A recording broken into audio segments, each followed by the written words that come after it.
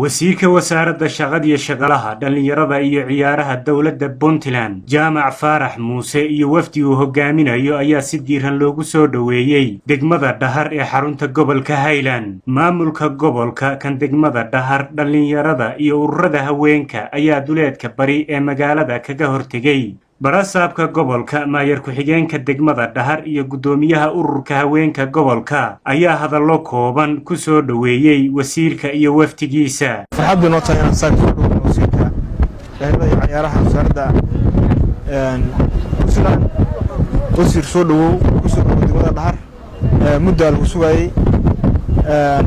farxad noo tahay inaan soo dhaweeyo degmada Dhahar saddexaad soo dhawow halkan waa soo dhaweyn wixii shaqo ah arrimaha faahfaahinta baa waa xafiisyadani soo dhaweysay. بسم الله الرحمن الرحيم الحمد لله رب العالمين وفتك بلارن وهجامين وزيرك شغال شغالها دنيا يسبرتي maamulka heer gobol iyo maamulka heer degmo nool bihiin dadka soo baxay oo soo dhaweeyay waftiga waxaan ku salaamayaa salaanta islaamka assalaamu alaykum wa rahmatullahi wa barakaatuh. wasiir ku soo dhawow gobolka Highland adiga iyo waftigaagu idinka kulli arrimo shaqo oo gobolada qaar ka soo qabateen gobolkan ugu socda aad iyo aad baan idin soo dhaweynaynaa ku soo dhawaada gobolkiinni gaar ahaan degmada Highland oo ka diyaarsan yihiin ururada dhalinyarada insha Allah taala oo aan jecelahay shaqooyinka hoggaanka u socotay inay ka mid tahay wixii waxaynu soo dhaweynaa fadhiyadeena iyo xafiisyadeenna halkan waa soo dhaweyn maadaama dabayl badan dhacayso kelmadaas soo dhaweynta ah aad iyo aad baa wasiir adiga waftiga leeni soo dhaweynaya waan ku faraxsanahay assalaamu alaykum wa rahmatullahi wa barakaatuh. waa ka jecelahay wasaaradaha kale ee dhulka laamiga ka baxsan laqaadkii madaxweynaha oofiyay deegaanada wax ka qabta oo noo yimaada annagu waxaan dhulka dadka jooga wasiirada noo yimaaday wasaaradaha waa yarihiin wasaarada waxaan ku ammaanaynaa wax qabad ballaaran ee deegaanka ka qabatay hadday tahay isboortiga annagu garabka dhalinyarada iyo dumarku waa isbaahaysi aad baan wasiirka ugu faraxsanahay wasiirka marar badan baan waxaan ugu tagnay deegaanka barasaabka gobolka oo wafdiga hogaaminaya annaguna ururka haweenka gobolka oo nahay barasaabkuna hogaaminayo waxaanu saran kala gacal iyo mugla ka jirna shaweenka gobolka Highland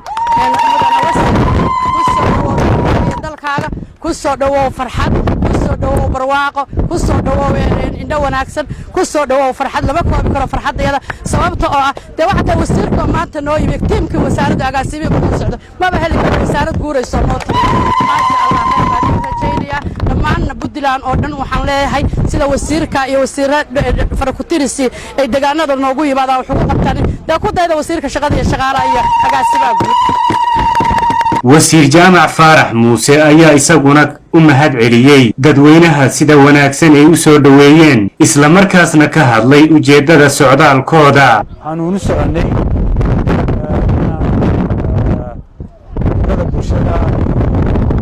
dowladda qaybeeda kale kasaan sabno ugu muhiimsan aanu soconay waxay dhalinyarada iyo sportska inaan dhisno daladii dhalinyarada inaan jawaabin u sameeyno kooxaha sportska insha Allah taasna insha Allah waxaan rajaynaynaa